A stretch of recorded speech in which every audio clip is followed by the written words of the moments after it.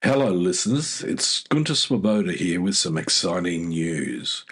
We're on the lookout for sponsors to join us on our incredible journey with Inspired Change with Gunter. If your organization cares deeply about meaningful conversations around masculinity, self development, and mental health, we'd love to partner with you. Our podcast has a wonderful, dedicated audience committed to personal growth and positive social change. By sponsoring Inspired Change with Gunter, your brand will connect with listeners who truly value thoughtful discussion and support initiatives that promote real transformation. We're incredibly proud to be ranked number 1 in Australia and number 5 in the USA on FeedSpot's top men's mental health podcasts. For more information on how to become a sponsor, please reach out to Miranda Spiegner Sapon, our showrunner and executive producer. We'd love to explore how we can work together to inspire change. Now, thank you for your continued support, and let's keep inspiring change together. You're listening to Inspire Change, a broadcast that strives to educate, motivate, and empower men to challenge traditions of masculinity. To guide us through the intricacies and intersections of emotions, relationships, and male identity is renowned psychologist, author, and speaker Gunter Swoboda. This is Inspire Change. Before I begin the actual podcast, I would like to respectfully acknowledge the Gadigal people of the Eora Nation, who are the traditional custodians of the land on which I work. I would also like to pay my respects to their elders past and present. Welcome everybody to another episode of Inspired Change with Gunter. I'm your host. Welcome everybody back to Inspired Change with Gunter. Today we're going to do something a little bit different, and I have my guest to thank for that. Now, I'm assuming that you've listened to the show for a while. Some of you may not have, but in any case, you'll know I like to bring psychology, anthropology, the neurosciences, history and philosophy into the same conversation when we're talking especially about men, masculinity and social change. My guest today has been working at that intersection for a long time. Professor Greg Downey is a cultural anthropologist and neuroanthropologist at Macquarie University. His work explores how culture quite literally shapes our brains and bodies. He's done field work on Afro-Brazilian capoeira, I hope I pronounced that right, mixed martial arts, free diving, and human echolocation. Very interesting field. And he's written extensively about how practice and training rewire perception, movement, and emotion. Greg has also profoundly influenced my thinking, especially in how I view masculinity as something that's embodied and practiced, not just a set of ideas or roles that we take on. Now, here's the twist. When we were talking about doing this episode, it was Greg who said, why don't we flip it? Instead of you interviewing me, let me interview you. And that's exactly what we're going to be doing today. Greg, welcome back to Inspire Change. Thanks, Gunter. Yeah, it's good to be back. And I'm glad you agreed to the switch in format, but I hope it's interesting to everybody who's listening and maybe gets you into some places you don't usually go. I've learned a lot from working with Gunter, and he's helping me to really focus my own lens on masculinity, what's happening in popular culture, what's happening for men right now in Australia, the US, elsewhere. And I kind of wanted to start off with a sort of long-term question for you, Gunter. You've been doing this work for 40 years plus.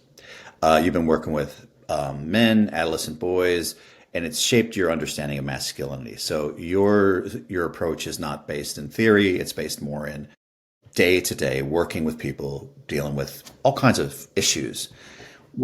Can you point to, or was there a time when you started to realize that there needed to be a fundamental shift, or there needed to be a change in the way we think about masculinity, men's issues?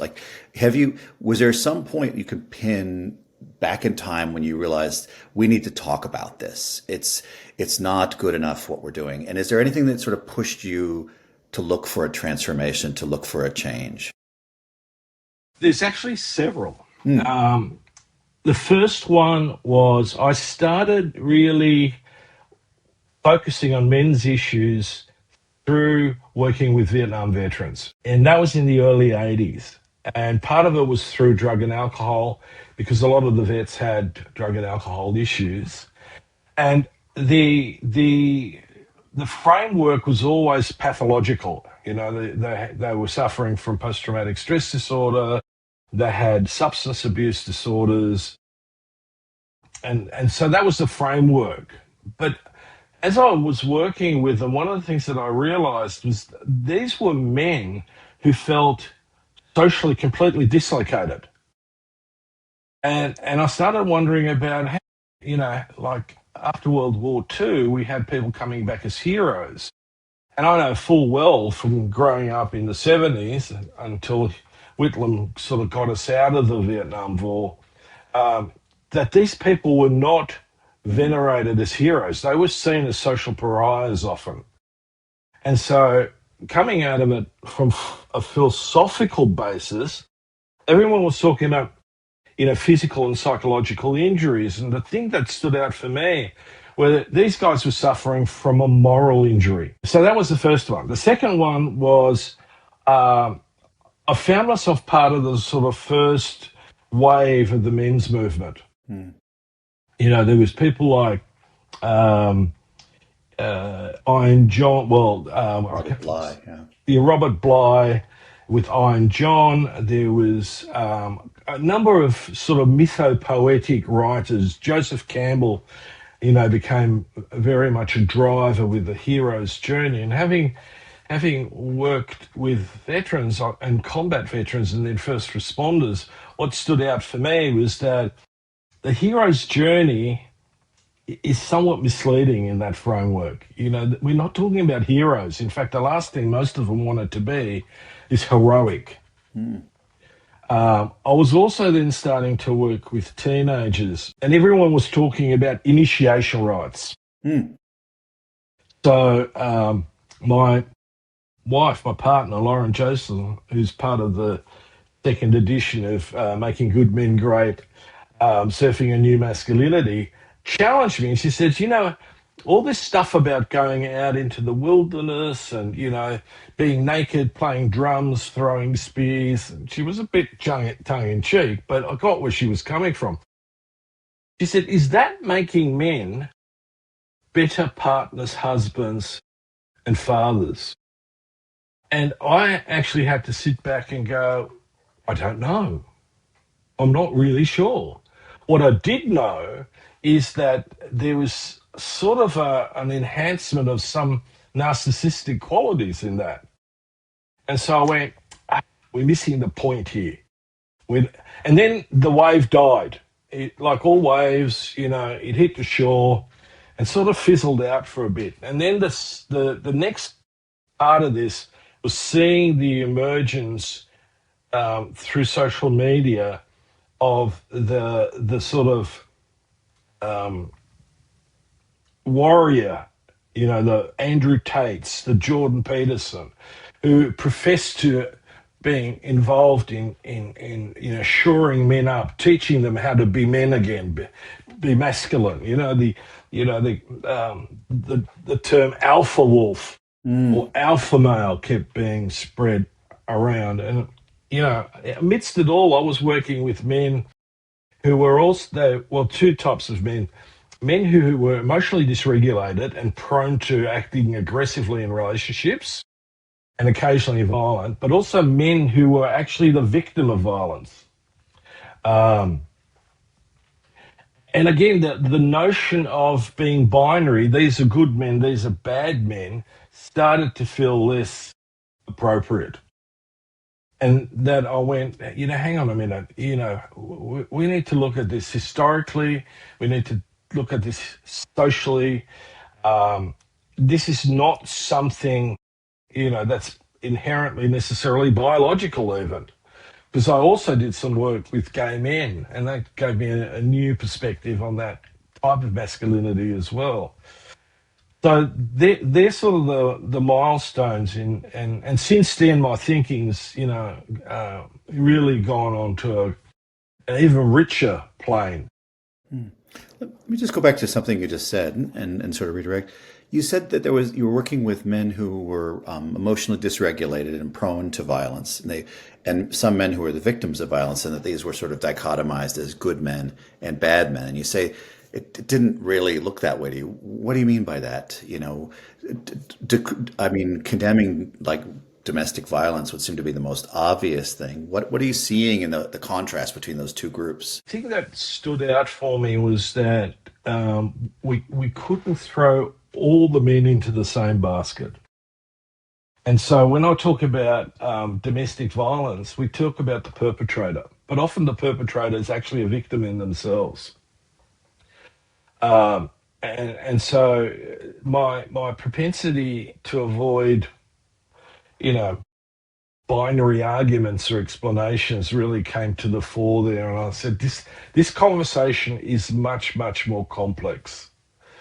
We need to look at issues, and this is where, the intersection of our fields of knowledge, I think, is really important. That the temptation to throw, the psychiatric or psychological umbrella over this, unless we can do that, but we need also a richer rhetoric, a richer epistemology around it. We really need to understand deeper than what we do currently in the sort of political and even medical field, because psychiatry has really gone into the whole biological explanation of whatever it is that we as humans do, good, bad, or indifferent. Does that make sense? Yeah, it does. I'm gonna come back to this. I think I want to give you another question that's sort of more on the it comes from some stuff of yours that I've read. Then I want to come back to the question of richer understandings. But let's start with a current understanding.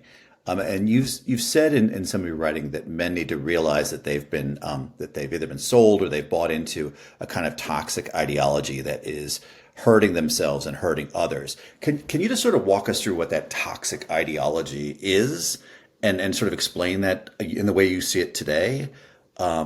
Sort of before we go on to what needs to improve, what's the current state of that toxic ideology? How do you understand that? So I'm going to throw this a sort of ancient history, modern history perspective, okay? So in some of my writings, I point out that patriarchy, which is, inherently the sort of traditional masculine framework, originated somewhere around 8,000 to 10,000 years ago, and it was ratified by Hammurabi in the Codex, where women were fundamentally marginalized, ownership and lineage now became male-oriented, male-focused, and we began to see the emergence of a very strict hierarchy that would involve possessions, basically, both material but also social. Social was about power. And so the hierarchy was the thing that, men began to be socialized in, that you are part of a power structure and there is a status attached to each of the layers, and it designates who has and who hasn't. And in a very simplistic terms, women didn't have it. They could now, in many instances, be, sold, even if it's only symbolically, like, dowry. I'm going to give you my daughter, you give me 20 sheep. The way that hierarchy and status were interconnected then was through the accumulation of wealth as well as power. So wealth and power now became hand in hand.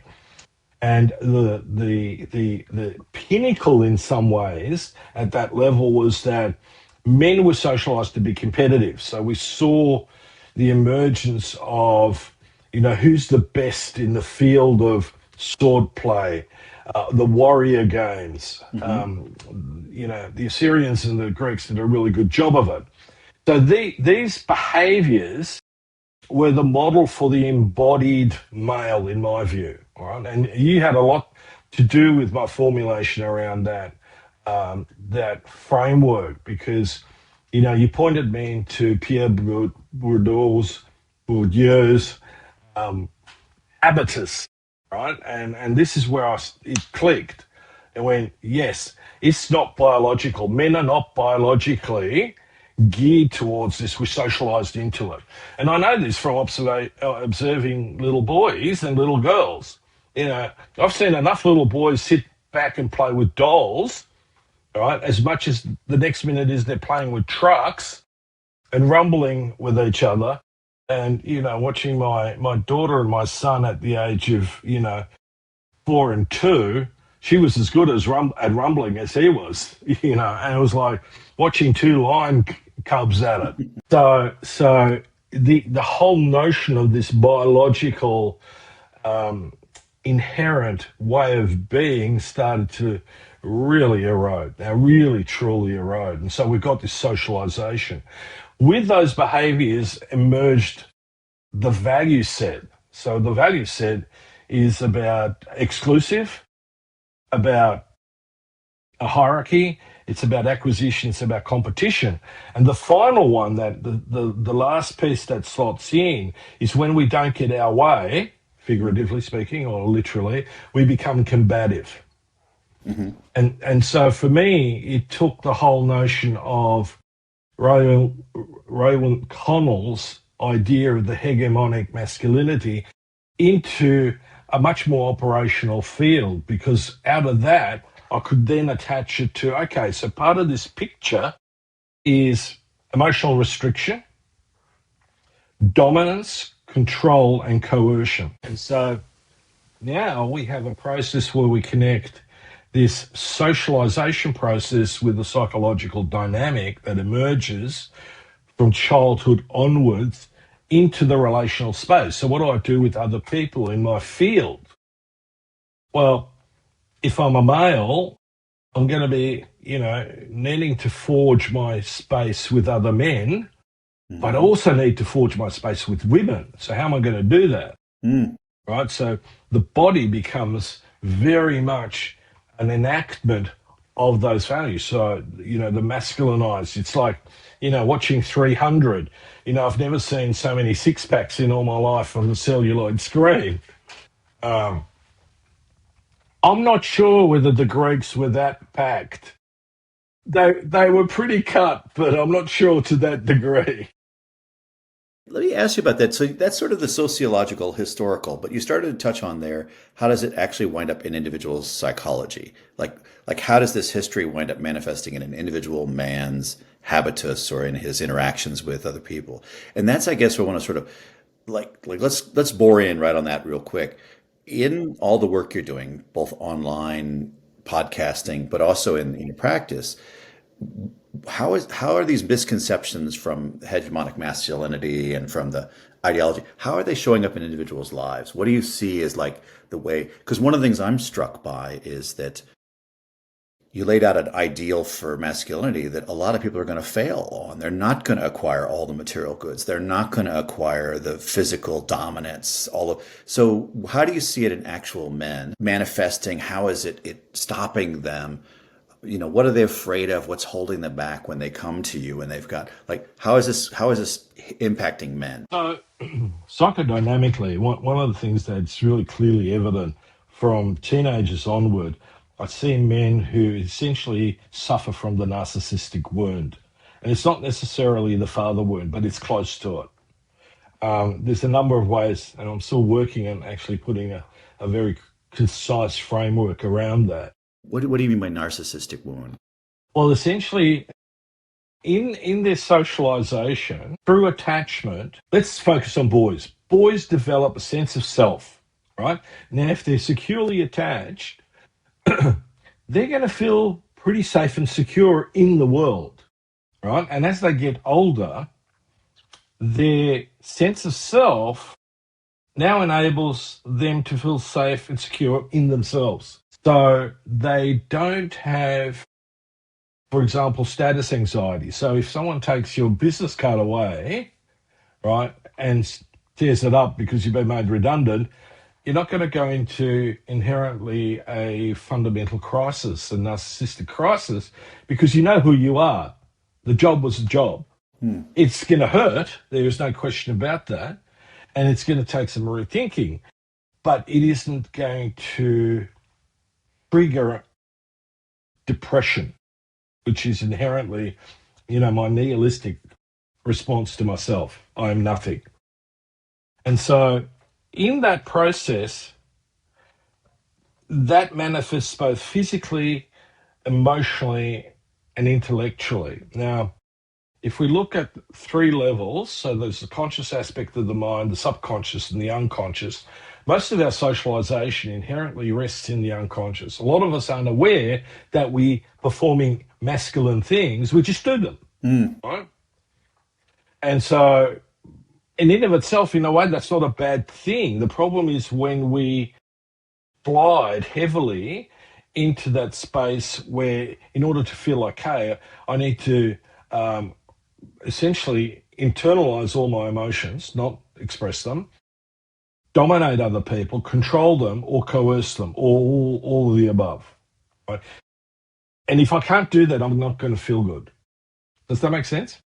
It does. So I guess what you're saying is, but I'm assuming for a lot of men they can't do that. So, Well, they're that not hasn't been they're not socialized, is dominating. it? They're not dominating their families. They're not dominating the people around them at work. So there must be a lot of unhappy men who would be dominating but can't. Or if And this is that's what. reflected in our mental health statistics. So we have this surging, um, you know, these surging statistics in anxiety, depression, suicide, which, I tend to see suicide in men as an expression of rage, not only against themselves, but against society. It's like, I've been emasculated. I never even got onto the rung half the time. I And they think don't see it.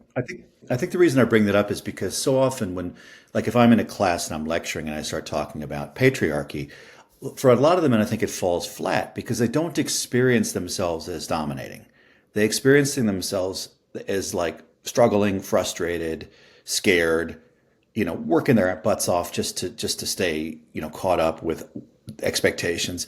So I think that the language of patriarchy for a lot of men doesn't resonate because they don't like, oh, I'm not in charge. I'm not dominating. How is this? How am I part of the leading group of people if I feel so lousy? And I think explaining that to men is one of the ways that we understand the price that they pay for patriarchy, not just those Yes. around them. Yeah. Yeah. One of the sort of comments I sometimes make is, look, all of us, to some degree or another, have drunk the Kool-Aid, except it came in a baby bottle. Um, and no one told us that what's in the baby bottle is actually toxic. We just drank it. And some of us grew up big and strong and, but most of us sort of like struggled. There was the bullying in the playground and, then I, got into a relationship and my wife bullied me and didn't feel like I had anything to say, partly because a lot of men in this conundrum actually don't understand the difference between aggression and assertion because we don't have those benchmarks. The society media tells us that we're the problem because we're violent and we're perpetrators, and most of us sitting back, but I'm not like that. And then we get hammered for saying that. It's like you can't win. And what we get there is in psychology what we talked about, learned helplessness. There's no way out for me, firstly, to repair my narcissistic wound, which really needs repair, because my sense of self or ego has been damaged in this socialization. I'm struggling to express my emotions. Half the time I don't even have the words. And then, out of frustration, I might smash a plate, and then, everyone freaks out. But we're also told directly, indirectly, that, don't step outside of yourself and ask for help. That's really bad. They'll just think you're a pussy. So where do we go? Now, it's gotten a bit better in the reaching out for help bit. But, in my practice, I still have to encourage men just to get medical help, because a lot of times there's medical issues that they're not addressing. And a lot of times those medical issues are attached to ideals of masculinity. Any sort of erectile dysfunction or anything to do with genitalia is a hassle. I want to come back to it because I think there is a kind of double bind, damned if you do, damned if you don't, around like the expression man flu bothered me before I really understood. It bothered me because it seemed like it was mocking men for getting sick and allegedly complaining too much. But we know from statistics that men don't go see doctors as much as they should. And they, and so I was always really bothered by this man flu because I felt like it was shaming men from having symptoms and then simultaneously saying you're a wuss if you complain, but also, don't get sick at the same time. Yeah, and that's exactly it. It is shaming men. And here's the reason behind it. Right? We know from lots of research in infant attachment, Max Planck's done a whole bunch of stuff on this. It's really good work. Boys tend to be under-nurtured or over-nurtured. So you can imagine being a boy who's growing up and he loves mummy dearly and mummy loves him dearly, but you're not getting a lot of what you actually want. It's going to make you feel safe and secure. And dad's sort of by and large absent. Right? So he's not getting, the boy's not only not getting a lot of it from mum, but he's not getting a lot of it from dad, which is more common than the bit with mum. So as we get older, a lot of us as men enroll our intimate partners as maternal, rather than keeping them as a passion base. I lust after this woman. We slip into this, she's got to care for me. And if you've been over-nurtured, God forbid any woman that gets into a relationship with that dude, because she can never do enough to make him feel careful. So I see that stuff with the man flu as being part of that low-grade give me, but it's not about the flu, it's about emotion. It's about, I'm needy, hold me, nurture me. The only problem is for most women, that's a definite turn-off. Well, not just that, but also it's like trying to get a problem solved by asking to solve a different problem and hoping, you're sort of misdirecting the very person you're asking for help. I need your emotional help, but I'm going to ask you, I'm going to complain about physical stuff. And so it's this kind of mixed signals of, I tell you I want one thing, if I tell you anything at all, and I'm actually trying to get something else, which, it can be it's sort of a double bind. I'm not going to get what I want, and so I'm going to be frustrated and feel uncared for. Yeah, absolutely. And so the other thing that we know biologically speaking, and I'm not sure if this is an artifact, I tend to think it's an artifact of our socialization, is that by and large, men have a lower pain threshold than women. Now, some people attribute that to childbirthing and all that sort of stuff. But it's true. But there are men who are extraordinarily resilient with respect to pain. I never thought I had a very good pain threshold because my mother was out of the box with that stuff. And then, having recently had some surgeries, the feedback I got from surgeons was, man, I'm not sure how you're doing this, but someone else would be taking twice the amount of medication. And I don't want the meds, just keep me through this. But I also know, like I see it in my grandsons, for example, there's a difference in how pain is dealt with between males. And I'll come back to that idea that one is we can't overgeneralize in this space if we're going to make an impact.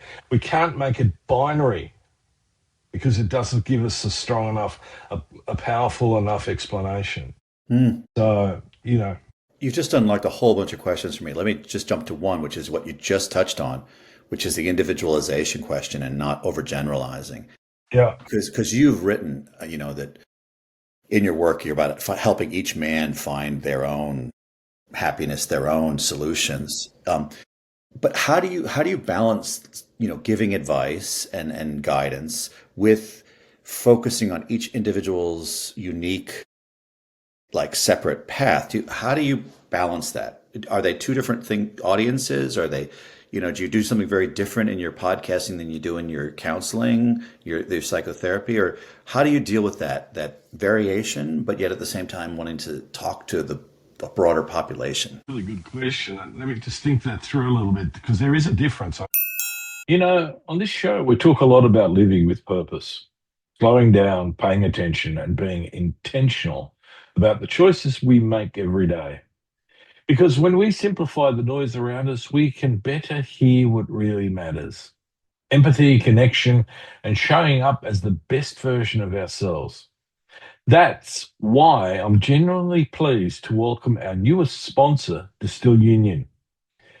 Their philosophy aligns beautifully with what we do here. Distill Union creates slick, thoughtfully designed essentials, wallets, key organizers, phone cases, all built with a less is more approach. Their Wally wallets, Ferris key organizers, these are everyday tools that make life easier, cleaner, and calmer. In that simplicity, there's space for clarity. There's space for change. As a thank you to our Inspire Change community, they're offering 20% off any product with the promo code Inspire Change. Have a look, try them out, and see how simplifying your day can open the door to something deeper. Visit distillunion.com and enjoy 20% off any product with the promo code Inspire Change.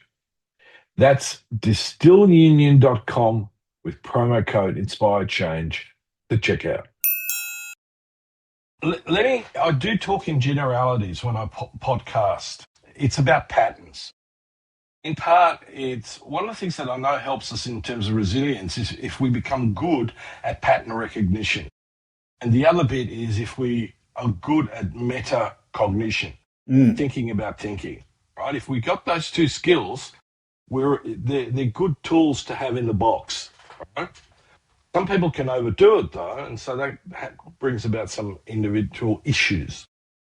In a podcast, I'm trying to alert people to think about the bigger picture and how it connects individually.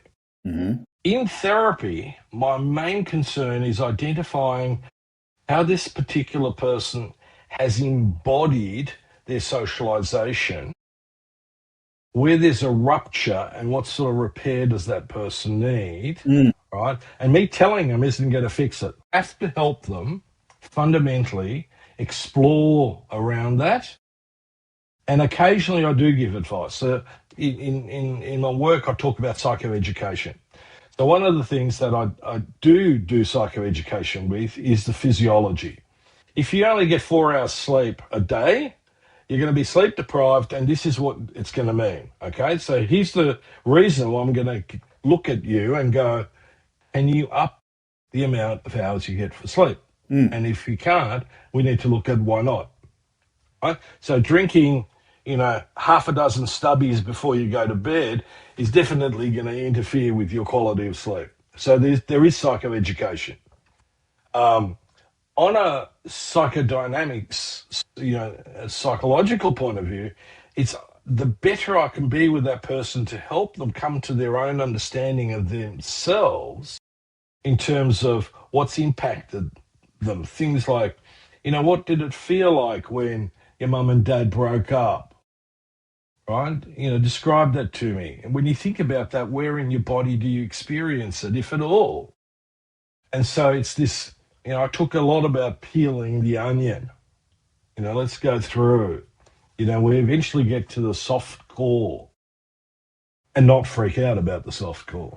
All right, I'm going to redirect you completely I was looking at some of your stuff, and you've sort of positioned a lot of your work as intentionally and explicitly apolitical and a-religious. You sort of stayed away from those things. And I'm going to ask you, because today I think a lot of the discussion of masculinity is both tremendously political and shot through with all kinds of religious assumptions right now. And that's in Australia, in the United States, elsewhere as well. So why do you try to draw this line up and say, make it apolitical and a-religious? And how has that affected the way that you go into this territory, the manosphere, given that it's so politically charged? So how do you deal with that, trying to stay away from religion and politics? The reason I'm originally from the States, your audience may or may not know, but and watching the way that the manosphere and masculine discussions of masculinity online has sort of morphed into politics by other means, and it's morphed into right versus left and women versus men and Republican versus Democrat in the States. So how and why and how do you try to keep, and we'll come back to that. Just to leave it at, what are you doing with it? Right. So, listening to you, the first thing that stands out for me is you beautifully demonstrated the binary polarization, right? So, whenever, and this comes out of Gestalt therapy in particular, but whenever there is an internal conflict and there's tension between two polarities, you get anxiety, right? So, psychodynamically, we're in a constant state of anxiety as a result of polarizing things, right? Now, I'm going to be very blunt in many respects. If there are two things that have fucked humanity over really well, it's religion and politics. I cannot get away from that, no matter how I slice and dice it. And I know this offends some religious people, and I know it offends some people in politics. But politics doesn't need to be politics. And what I mean by that is that we can have a process, a social process that doesn't create this binary, Westminster system where we have to fight each other because we're in opposition. Because it's competitive, it's not collaborative. It immediately, and this is the same with religion, my God's better than your God. But what if we had both gods? Well, we can't have that. Really, I mean, the Romans sort of tried it with Christianity, but they didn't float. I mean, Rome had lots and lots of different religious cults, Mithraism, the cult of Isis, and so on. They actually worked that quite well, as long as you paid your tax and paid your tribute to the Senate or the Emperor, as it was later. You were okay. It's when you tried to overturn the system that they got a bit nasty about it. Sort of called sedition. Get it. So the idea of why I go into I am fundamentally apolitical and a-religious is because I need a higher order of conceptualization philosophically, ethically, and morally. And so that led me to, in a sense, being a humanistic existentialist. If I'm going to put it bluntly, I'm not necessarily even that interested in gender issues like man, woman. I go, if we can preserve the human being in this, the ontology of being human, I think we're in a much better space. But we've got what we have, and that is, it's actually useful to understand our gender, better, whether that be male or female, and how that influences us relating. I think it's because of this insistence of making gender political that we got a lot of problems about, what's okay and what's not okay. Does that make sense? Does that answer that question? It makes sense. I want to go back to the religion piece because we've talked a bit about a values orientation Yeah. and I think for a lot of, maybe traditionally, when I grew up in the Catholic tradition, and in a lot of my community, the value and morals were largely given not just by parents, but also by this church and religious education and Sunday school. And that was all sort of focused. And there's a lot of folks who point to the decreasing rate of church attendance and the decreasing influence of religion in people's lives, not every community, some communities, broadly in Australia, it's a demographic trend, and say, well, this is the problem. People feel like they're lost and isolated and alone because they don't have this community.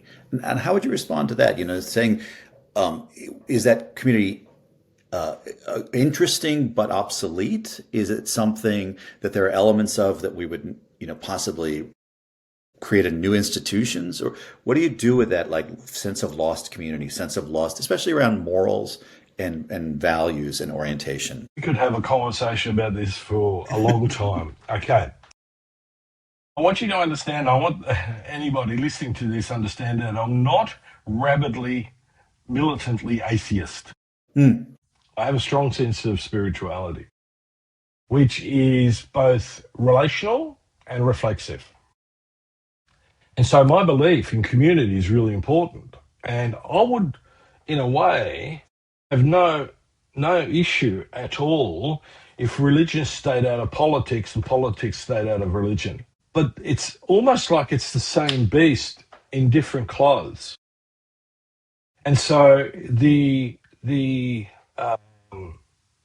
formation of community as an agenda, and that agenda is to adhere to a particular, both religious or theocratic, but also a political framework. And priests get themselves into difficulty with that often because, they're either conservative or progressive in a way, and it's interesting because in the Catholic Church, if I go back into church history, I completely identify with Francis of Assisi. No problem at all. The dude's great.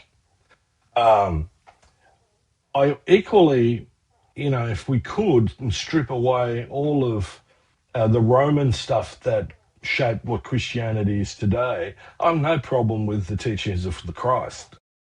None at all. Very communitarian. I'm sure in the United States they'd call him a socialist, anarchic socialist. Mm-hmm. But he was a good Jew at the same time. But he wanted to elevate Judaism out of the Sanhedrin, out of the temple, Mm-hmm. and gift it to the people. And so the issue that we have come today, given we're at a crossroads and there's this resurgence of autocracy, both religion and politics is factionalized in that way, and the autocrats seem to be getting a stronger hold on it. Fortunately, the Catholic Church keeps coming up with the antithesis, and we had popes like Francis. Yeah. And I appreciate that. I'm from Chicago originally, so yeah, I get. Yeah. Because the reason I bring this up is, it seems to me right now there's competition for both diagnosing the problem. So people can agree rates of depression are high. Too many men are self-harming. There's too many young men who seem to be rudderless. And diagnosing the problem and the solution, there's a real competition out there. Yes. Yeah. In the world. And one is they just need that old timey religion. They just need that old, whether it's fire and brimstone, or they just need that, and it'll straighten them out. Or they just need to go back, like there's a whole competition for the meaning of these sacred ideas. And for a lot of us, it's led us to just get out of organized religion, because we've run up against somebody who used religion in a way to try to smash down individual differences and try to impose their point of view on everyone. And I think it's causing both the crisis of religion, but it's also making religion super important as a point of struggle. Something to struggle over. All the religions, the main monotheistic religions, from my studies, have had a mystical school in it. So in Judaism, it's the Kabbalah, Sufi in Islam, and in the Catholic Church, there are a number of charismatic. mystics. And I think that's the core of we need to get into the core of what this is, and then fundamentally, it is, in my view, in my reading, technically about how is it that we can be the best human being that we can possibly be. That is always going to be relational. It's always going to be reflexive. It is never hierarchical. Hmm. And so, if we apply this to gender, the Roman Church hijacked Christianity away from humanity and placed it into the patriarchy. Yeah. No, And that's happened in Islam as well. I mean, I totally agree with you. I mean, as a man, an older man who's married, I mean, I know that in some ways my relationship with my wife is the most challenging relationship I have. It's the place where my biggest fears come out to be addressed and I have to deal with them. It's the one I care about the most. And hierarchy would be incompatible with that. Imposing my will on my wife is incompatible with the fact that that's my place to grow, the way I Mm. see it. And that's what the evangelicals are asking. And if you go into Islam, it's the radical version, the fundamentalist version, that asks exactly the same thing. Yeah. Which I find it so disturbing to think that this, which should be the person who's helping you to grow the most, because they are demanding your trust, the biggest investment of your life, your future together, all of these things. And yet these ideologies say, dominate this person. That's just, it's simply Yes. incompatible to me with growth. Yeah, I agree. I agree. And this is where I come back to is, so why am I spending all this time on the issues of masculinity, being male, being a man in our society? It's because part of the process conceptually is to help us to become more human and more humane, where values of equality and being distributive and being inclusive and being collaborative are expressed, not just given, tacit verbal approval, but it's my behavior on a daily basis in all my relationships. Hmm. Oh, that's really good. Um, when you're working in counseling, when you've got a patient, a client, how do you help men to develop their emotional responsiveness and their ability to express and their resilience, especially given how society trains men to suppress their emotions? And how do you, because you talked about that, the line I think you said was something like, sometimes they don't even know what they're feeling. How do you help people to get it? Like, is there practices? Are there techniques? Yes, yeah, absolutely, Greg. Um, so some of this came. I did a little bit of work, not as much as I would have liked to. There were some issues around that, but it's somatic psychotherapy, okay, and it's focused on the body, right? Now, fortunately, my training in Gestalt, which was really extensive, also brought that home. And Would you briefly explain those two, just so that I don't know if your listeners know that? yeah, okay. So somatic psychotherapy is a psychotherapy that works fundamentally through the body into the emotion and then, into our narrative, our story we tell ourselves. So you're supposed to really learn to like Tune pay into your attention body. to, attend to your body. Okay. Yes. Okay. How's Gestalt different from that? Not a huge amount, except somatic psychotherapists are a lot more hands-on. And this is where we this is where we run into trouble these days when we have injunctions about touching the client, right? It's a bit, unfortunately, like teachers when a kid falls over, they can't give the kid a hug because it's not accepted. And that has all sorts of ramifications, which we need another podcast for. Mm. Um, so those two things really, and my work in working with PTSD, where, Bessel van der Kolk says the body keeps the score.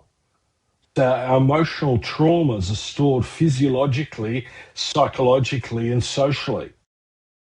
And it's a reflexive thing. There's a cycle in this.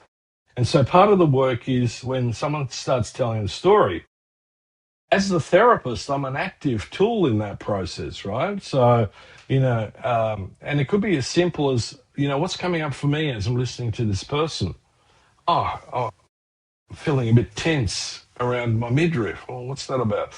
Oh, I recognize part of that story in myself.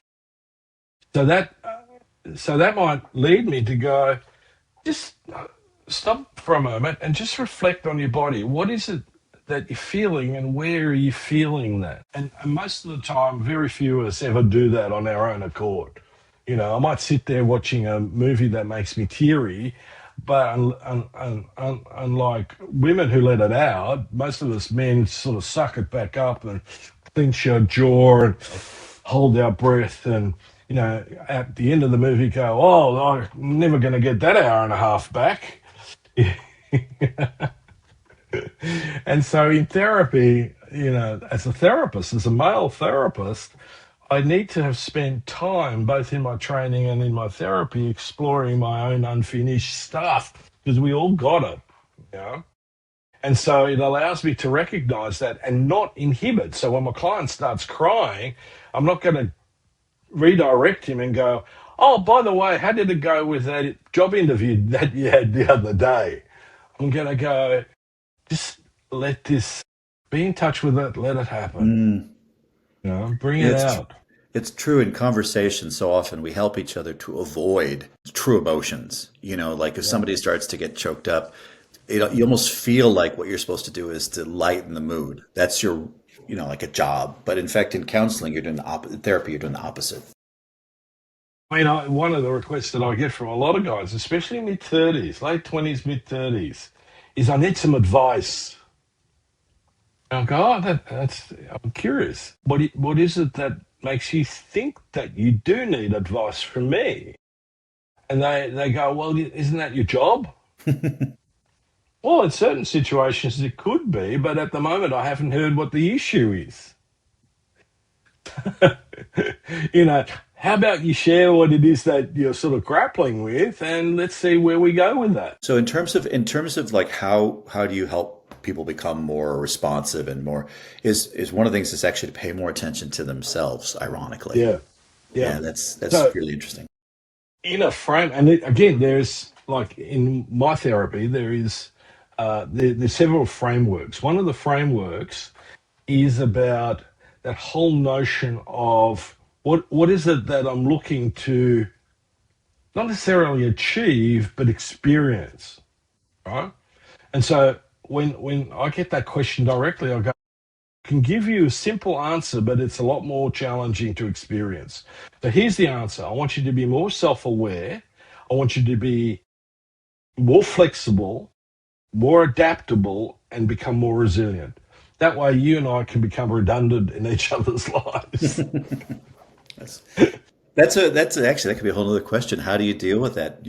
My goal is to make it so that we stop having these conversations, not because you're sick of it, but because you've learned so much from the process. Yeah, yeah. And it's embedded in spiritual practice, the whole notion of enlightenment. When you find the Buddha on the middle of the road, kill him. Yeah, make them obsolete in the sense Yeah. that learn it. I want to. One of the reasons I want to sort of bring this up is I wanted to touch on a couple of specialized issues. I don't know about how we're doing on time, but I'll give it a little bit more time. I was going to say that because I think one of the things that's interesting right now in masculinity is models of expression that are not suppressed emotion. So it's quite the opposite. Whether it's the influence of reality TV or I think like professional wrestling, the Trump presidency, there's this kind of like confrontational, we could say whiny, aggressive, quiet piggy hyper masculinity that's being celebrated to kind of like talk to the hand. There's like just a lot of different models for it of like trash talking. So how would you advise somebody who is finding themselves or others in their lives becoming more combative or more expressive emotions, but in ways that you think are not creating connection or creating vulnerability, but the opposite? They're about Yeah. dominating. So maybe we can get a patient there who's sort of you find is maybe doing Yep. this. How do you talk to them? Okay. I'll give you well, I have these examples usually on a daily basis. That's Oh, number one. Okay. So our propensity to move towards aggression is based usually on fear or on that narcissistic wound. So there's a number of ways coming in it. So, the question might be, do you understand the difference between being assertive and being aggressive? And you see the difference between, being present without being controlling or coercive. If your partner says, honey, not tonight, do you persist in badgering her until she goes, oh, for fuck's sake, let's do it? Right? And that's sort of I'm quite blunt in that sort of situation. And usually you get some thinking, oh, well, you just got to be a bit persistent. Yeah, but at some point, there's difference between being persistent and being coercive. My rule of thumb is usually once, twice, and then I'll sort of go, okay, well, fair enough. But what comes up for a lot of men in those sort of situations is a sense of rejection. So an unstable relationship with self, or abandonment, which is part of that process as well. So they feel they have to get their need met now, and that's that immediate needs gratification. So in some men, it translates into aggression, and then rage, and then violence. And fortunately, usually the guys that I see aren't at that level. But a lot of them have said to me, I could see myself getting there. And it scared me, and that's why I've come to see you. And so for me, that is like a huge step into awareness. Because they've now detached from my immediate need that needs to be gratified into, I can delay gratification, but I need to understand me better.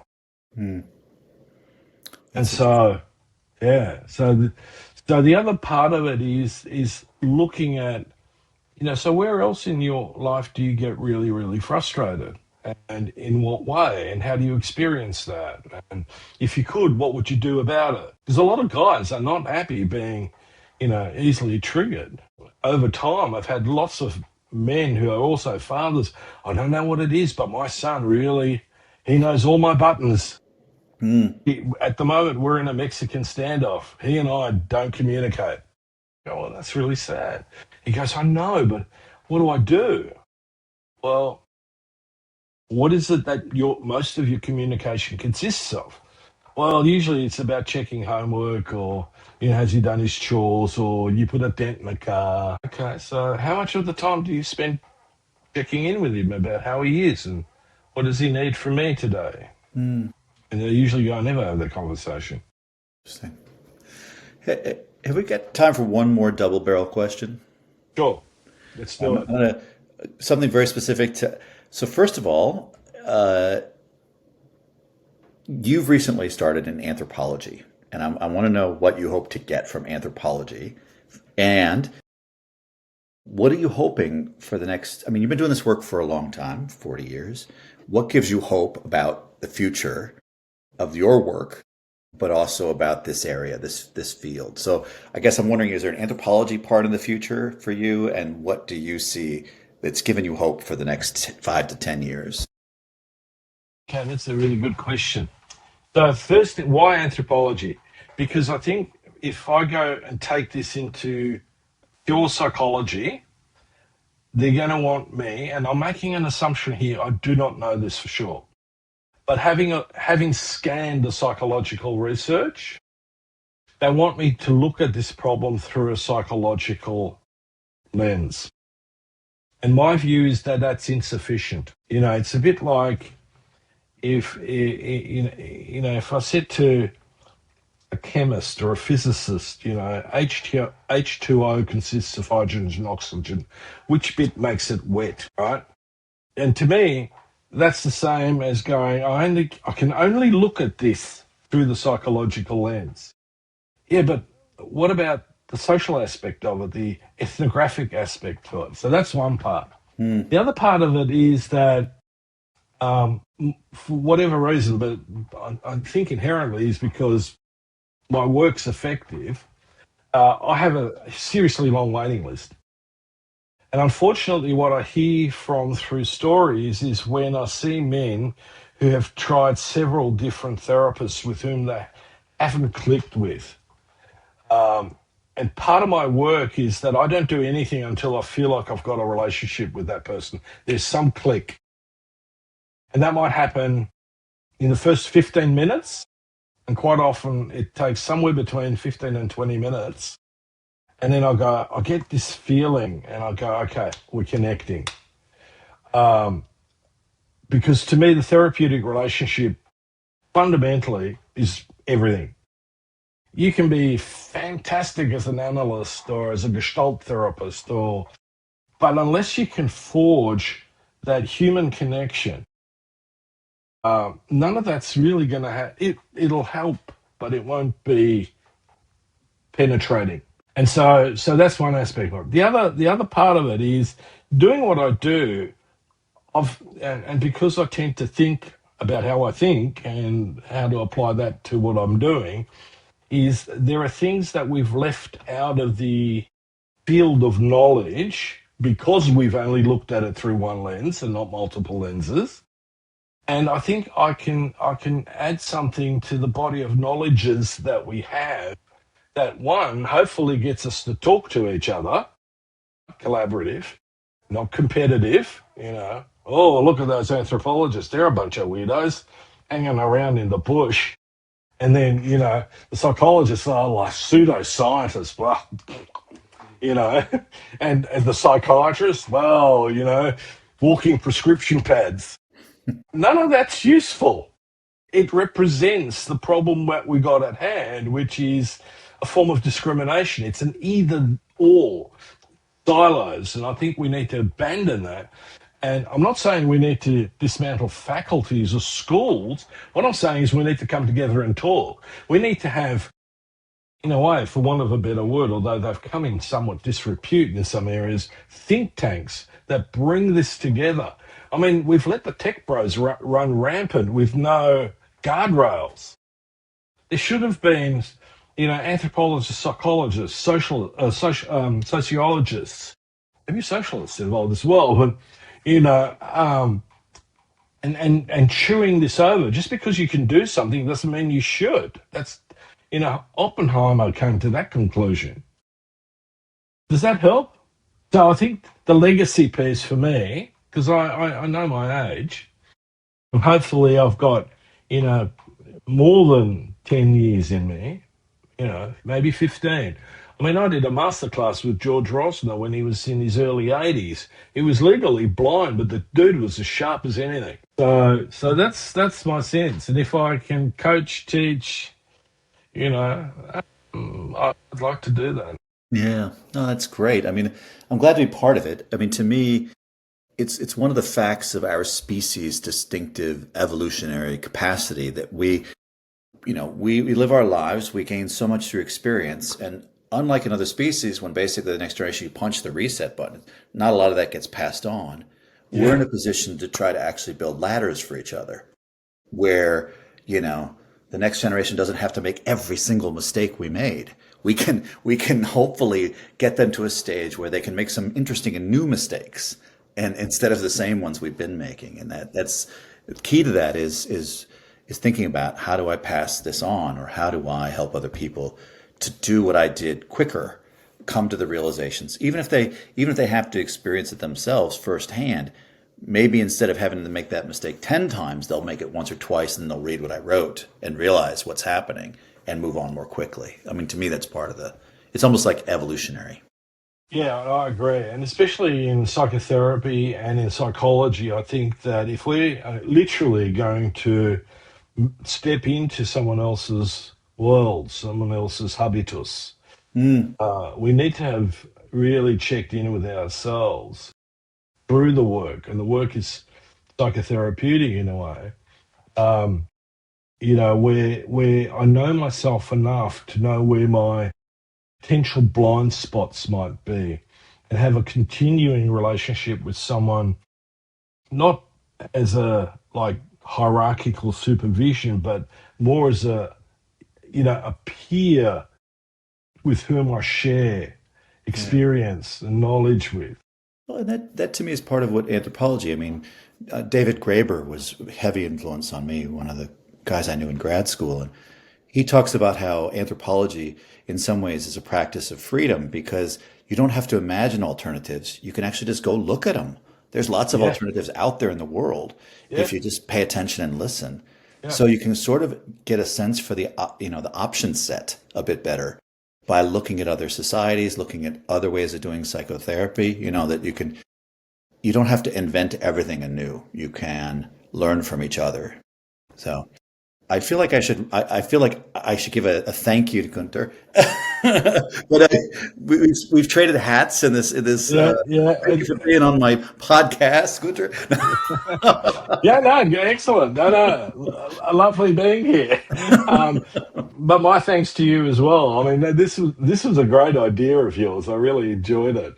You know, um, you know, it's interesting on some level. I'm quite private, but I love sharing. You know, what I think and how I think, and I like being challenged as well. If someone turns around and says, "Well, I think you're full of shit," then I go, "Okay, like let me in. Give me an understanding of why you say that. That doesn't tell me anything, Mm. So if you can step back and try not to be personally insulting, then we can have a Yeah, conversation. yeah. If What you what piece of persist, this? What piece of this doesn't ring true? What yeah, what yeah, what what fact have I not taken into consideration yeah, that you think I yeah, need to yeah. digest? Yeah. All right, Greg, thank you very much. I really appreciate it. And as always, if this has triggered a little bit of inspiration, by all means, share that with others. But as always, inspire change and keep on keeping on. Greetings, listeners. It's that time of year again. Yes, you heard me. The holidays, they're fast approaching, and we all know what that means. Parties, gatherings, work and business socials. Well, science has evolved, and there is no reason to waste time trying to recover from a night of celebrating. You may know what I mean if you have ever had a few too many. That dreaded next morning where your head is pounding and you can't fathom the thought of getting up to use the restroom. Horrible. That's why we believe in the scientific triumph that is morning recovery. It's scientifically formulated to help you bounce back after a night of drinking.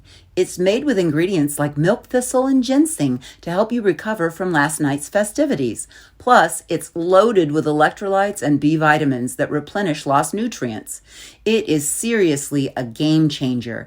And your new drink one before having a good time and wake up ready for anything drink.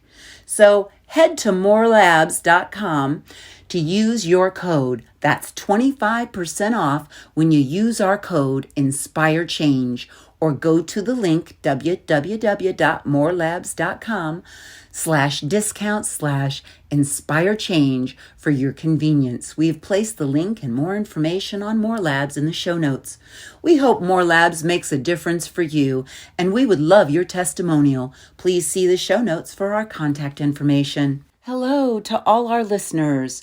We thank you for tuning in and promoting positive social change. This makes you a part of Gunter's efforts in transforming not only men's lives, but lives in general, and we are grateful you have joined us. This week, we're taking a look at the global listeners list, and we would like to share our gratitude with our listeners in the UK. You made it to number 3 on our global listeners list. And a special shout out to London, Cambridge, Camden, and Lambeth, as well as Falkirk, Scotland, for being the top listeners within the UK. Congratulations! We thank you so much for your continued support, and we appreciate your efforts to support positive social change. I, Devonna Prinzi, the co-executive producer, and our showrunner, Miranda Spigner-Sapone, sincerely thank you and ask that you please take the time to like, follow, subscribe, and share, as your efforts make a difference to everyone here at Inspire Change with Gunter. Please remember, if you want to share your story of social change, feel free to reach out to the show directly. Please see the show notes for our contact information.